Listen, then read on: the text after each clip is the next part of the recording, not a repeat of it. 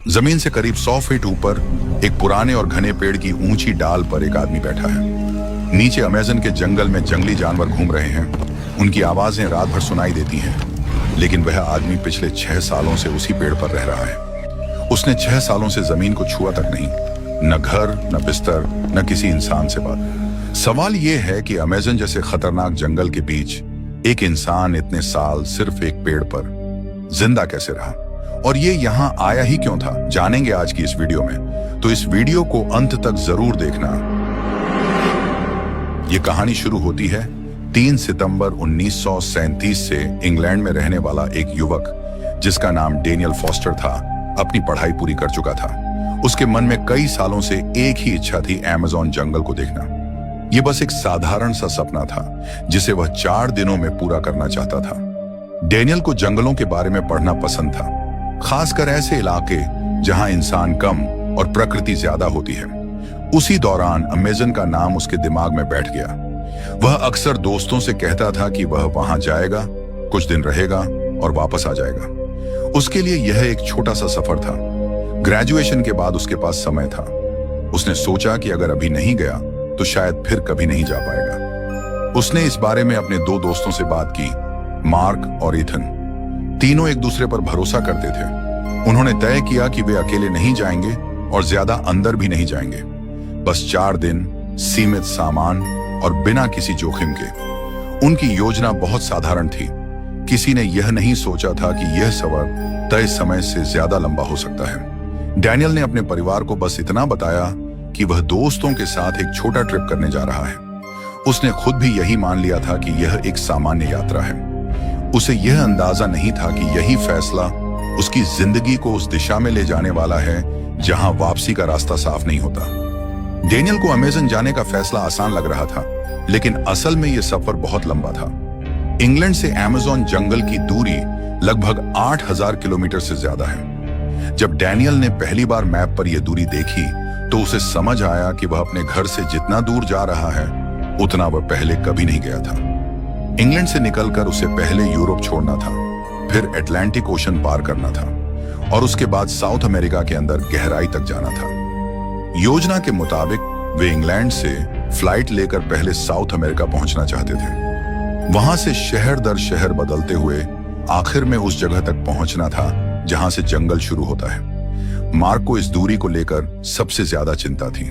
वह बार बार कहता था कि इतना दूर जाने के बाद वापस लौटना आसान नहीं होगा। लेकिन ईथन इसे एक लंबी यात्रा से ज्यादा कुछ नहीं मानता था। उसके लिए यह बस समय और पैसे का सवाल था। डैनियल दोनों की बातें सुनता था। 8000 किलोमीटर उसे कागज पर बड़ा लगता था, जिंदगी में नहीं। उसे लगता था कि जब दुनिया के इतने लोग वहां जा चुके हैं तो वह भी चला जाएगा। उस वक्त लंबा सफर आज जैसा आसान नहीं था। न सीधी फ्लाइट्स थीं, न हल्के बैग, न जीपीएस या मोबाइल। डैनियल, मार्क और ईथन को यह बात पता थी, इसलिए उन्होंने जाने से पहले कई हफ्ते सिर्फ तैयारी में लगाए। तीनों ने तय किया कि वे ज्यादा सामान नहीं ले जाएंगे। उस जमाने में भारी बैग सफर को और मुश्किल बना देता था। डैनियल ने अपने कैनवास के बैग में सबसे पहले कपड़े रखे, शर्तें, एक जैकेट, मजबूत पैंट और बारिश से बचने के लिए एक लंबा कोट। अमेज़न के मौसम के बारे में उसे बस इतना पता था कि वहां नमी बहुत ज्यादा होती है। खाने के लिए उन्होंने सूखा सामान रखा, ब्रेड के सूखे टुकड़े, कुछ बिस्किट और थोड़ी चीनी। उस दौर में यह आम ट्रैवल फूड माना जाता था।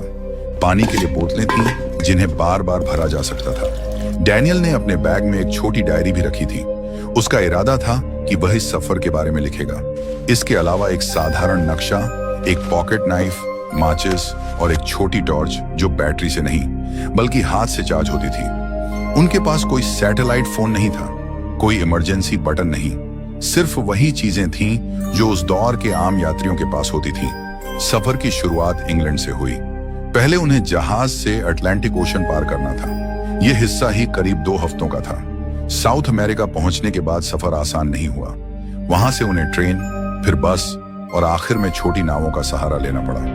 पूरे सफर में इंग्लैंड से उस आखिरी कस्बे तक पहुंचने में, जहां से आगे सिर्फ जंगल था, उन्हें लगभग 6 हफ्ते लग गए। अब उनके सामने कोई रास्ता नहीं था, कोई स्टेशन नहीं था, बस एक छोटा सा कस्बा, कुछ लकड़ी के घर, एक बाजार और नदी के किनारे बंधी हुई पुरानी नावें। यहाँ के लोग बाहर से आए लोगों को पहचान लेते थे। जब उन्होंने खाने और जरूरी सामान के बारे में पूछा तो एक बूढ़े आदमी ने, जो दुकान के बाहर बैठा था, उनसे बस इतना पूछा, कितने दिन के लिए जा रहे हो? डेनियल ने जवाब दिया, 4 दिन। उस आदमी ने कुछ नहीं कहा। मार्क ने उसी शाम एक स्थानीय नाविक से बात की। उसने साफ शब्दों में कहा कि जंगल के अंदर जाने से पहले उन्हें गाइड लेना चाहिए। उसने बताया कि यहाँ रास्ते बदलते रहते हैं, नदी हर मौसम में अलग बहती है। ईथन को यह सब जरूरत से ज्यादा डराने वाली बातें लगी। उसने हंसते हुए कहा कि वे ज्यादा अंदर नहीं जाएंगे, बस किनारे किनारे चलेंगे, देखेंगे और लौट आएंगे। अगली सुबह सूरज निकलने से पहले उन्होंने अपना सामान समेटा और वे चारों उस नाव में बैठे। वो नाव उन्हें नदी के सहारे उस जगह तक ले जाने वाली थी जहां से आगे पैदल चलना था। जैसे ही नाव किनारे लगी, डेनियल ने पहली बार अमेज़न को बहुत पास से देखा। पेड़ इतने घने थे कि उनके बीच की दूरी समझ में नहीं आ रही थी। फिर भी उस पर डर नहीं था, बस उत्सुकता थी।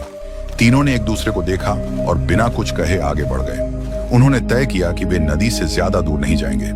हर कदम सोच समझ कर रखेंगे। दिन ढलते ही वापस मुड़ लेंगे। पेड़ों की वजह से सूरज साफ दिखाई नहीं देता और जमीन हर जगह एक सी लगती है। चलते चलते उन्होंने महसूस किया कि जंगल और घना हो गया है।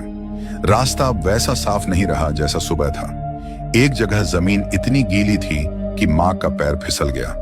उसे चोट तो नहीं लगी, लेकिन वे रुक गए। उसी रुकने के दौरान उन्हें एहसास हुआ कि नदी की आवाज अब साफ सुनाई नहीं दे रही। उन्होंने सोचा कि शायद कुछ कदम पीछे जाकर दिशा ठीक कर लेंगे, लेकिन 10 मिनट पीछे चलने के बाद भी कुछ जाना पहचाना नहीं मिला।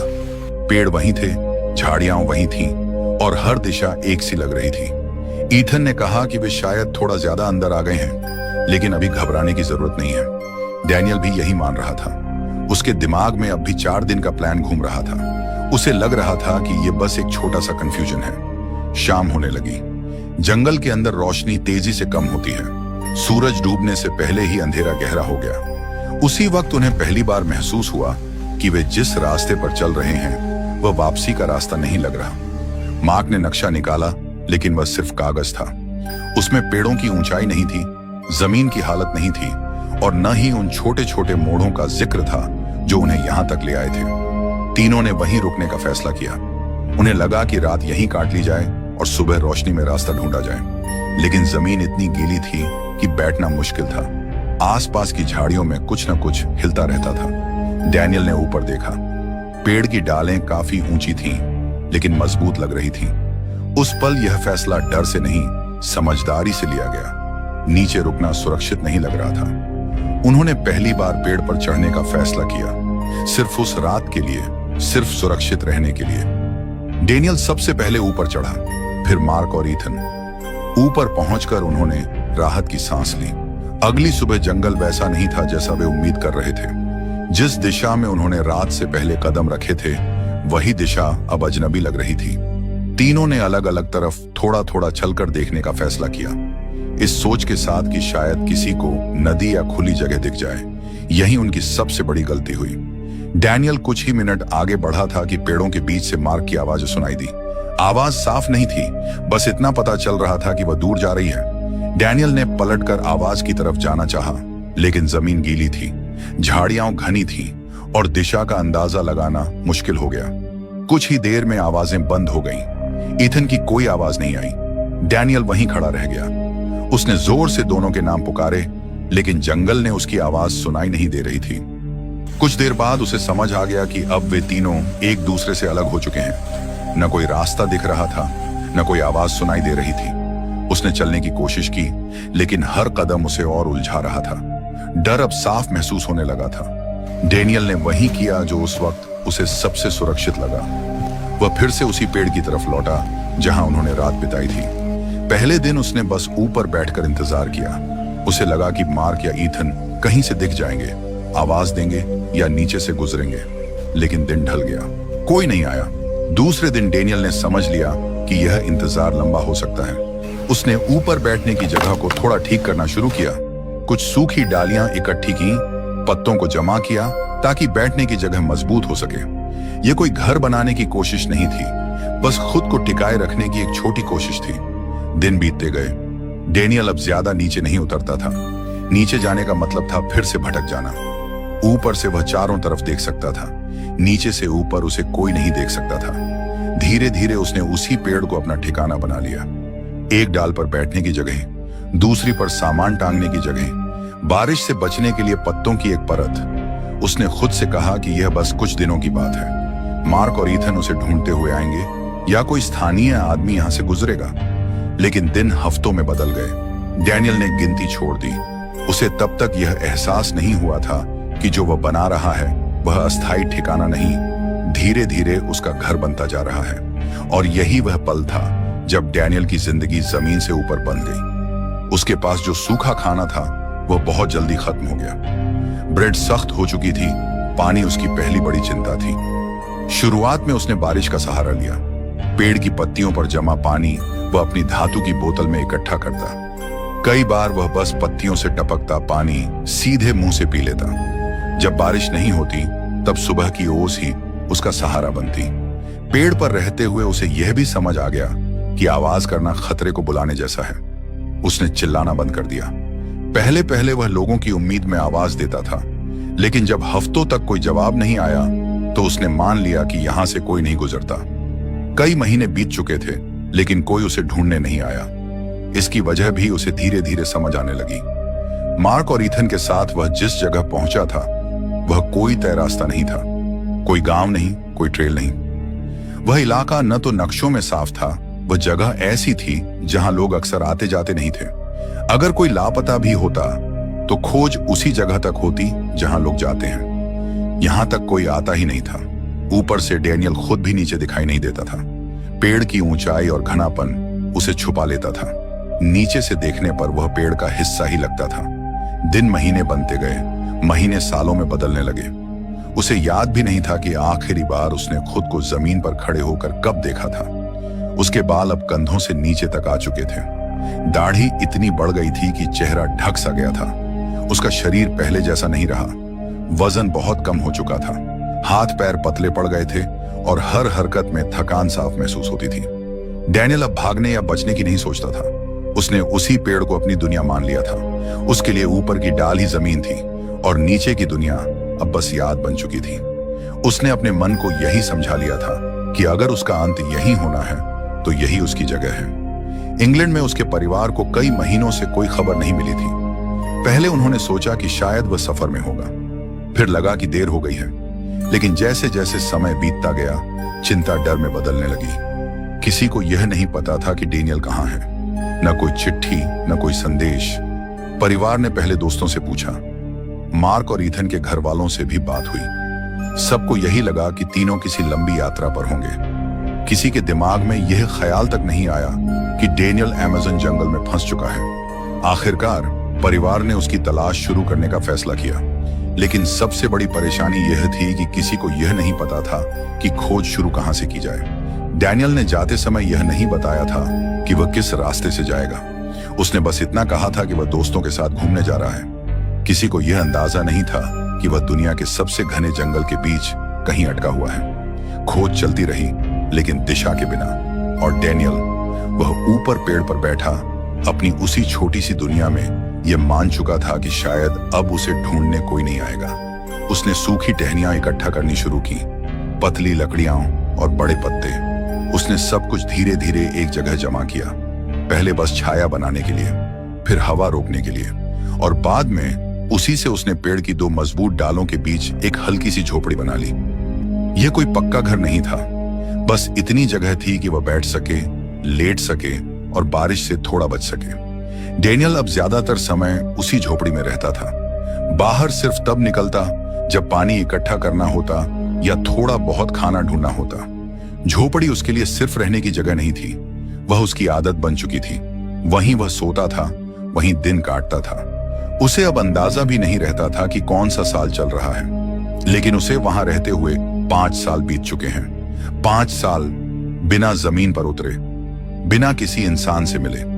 उस वक्त तक डैनियल के परिवार ने भी बहुत कुछ सह लिया था। इंग्लैंड में उसकी तलाश शुरू हुई थी, लेकिन धीरे धीरे सब शांत हो गया। कोई ठोस जानकारी नहीं मिली, कोई सुराग नहीं मिला। समय बीतता गया, उम्मीदें कमजोर होती गईं। आखिरकार उन्होंने यह मान लिया कि डैनियल अब इस दुनिया में नहीं रहा। घर में उसकी चीजें वैसे ही रखी रहीं, लेकिन बातों में उसका जिक्र कम होने लगा। त्योहार आए, साल बदले, लेकिन डैनियल वापस नहीं आया। उसके नाम की फाइलें बंद कर दी गईं, खोज रुक गई, और उसी समय दुनिया की नजरों से दूर एक पेड़ पर बनी छोटी सी झोपड़ी में डैनियल अब भी जिंदा था। जब डैनियल को उस पेड़ पर रहते हुए 6 साल पूरे हो चुके थे, तब वह लगभग हर उम्मीद छोड़ चुका था। उसकी दुनिया अब बस वही झोपड़ी थी, वही डालें, वही आसमान। उसे अब फर्क नहीं पड़ता था कि नीचे क्या है। जमीन उसके लिए बीते हुए जीवन जैसी हो चुकी थी। एक दिन दोपहर के समय उसने ऊपर से एक अजीब सी आवाज सुनी। यह हवा की आवाज नहीं थी, यह आवाज अलग थी। डैनियल ने सिर उठाकर देखा। पेड़ों के ऊपर आसमान में एक हेलीकॉप्टर जंगल के ऊपर से उड़ रहा था। वह हेलीकॉप्टर अमेज़न जंगल में रिसर्च के लिए आया था। उस इलाके में ऊपर से सर्वे किया जा रहा था। पहले तो डैनियल को यकीन ही नहीं हुआ, फिर उसे समझ आया अगर यह मौका निकल गया तो शायद फिर कभी नहीं आएगा। उसने अपनी पूरी ताकत लगाकर इशारा करना शुरू किया, डालों को हिलाया, पत्तियां गिराईं, झोपड़ी से बाहर निकलकर हाथ हिलाने की कोशिश की। उसका शरीर कमजोर था, लेकिन इरादा साफ था। हेलीकॉप्टर आगे बढ़ चुका था, लेकिन तभी पायलट की नजर पेड़ों के बीच एक अजीब सी बनावट पर पड़ी। वहां कुछ ऐसा था जो जंगल का हिस्सा नहीं लग रहा था। हेलीकॉप्टर ने चक्कर लगाया, पास आया, और तभी पायलट ने उसे देख लिया। एक इंसान पेड़ के ऊपर एक झोपड़ी में। हेलीकॉप्टर नीचे उतारा गया। लोगों ने डैनियल को देखा, लेकिन पहचान नहीं पाए कि वह किस हाल में है। उसके बाल बहुत लंबे थे, दाढ़ी बेतरतीब थी, शरीर बेहद पतला हो चुका था। वह चल भी ठीक से नहीं पा रहा था। जब डैनियल को नीचे उतारा गया तो यह उसकी जिंदगी का पहला कदम था जो उसने 6 साल बाद जमीन पर रखा। उसे अस्पताल ले जाया गया। धीरे धीरे उसकी पहचान हुई, कागज मिले, नाम सामने आया, और फिर उसके परिवार को खबर दी गई। जब डैनियल को उसके घर ले जाया गया तो उसके माता पिता दरवाजे पर खड़े थे, लेकिन जब उन्होंने उसे देखा तो कुछ पल के लिए वे उसे पहचान ही नहीं पाए। ये वही बेटा था, लेकिन चेहरा बदला हुआ था। आंखों में उम्र से ज्यादा थकान थी। धीरे धीरे जब सच सामने आया तब समझ आया कि जिस बेटे को वे 6 साल पहले खो चुका मान चुके थे, वह जिंदा था, बस दुनिया से बहुत दूर। अगर यह कहानी आपको सोचने पर मजबूर करती है तो इसे शेयर कीजिए, और ऐसी ही सर्वाइवल कहानियों के लिए अननोन सर्वाइवल से जुड़े रहिए।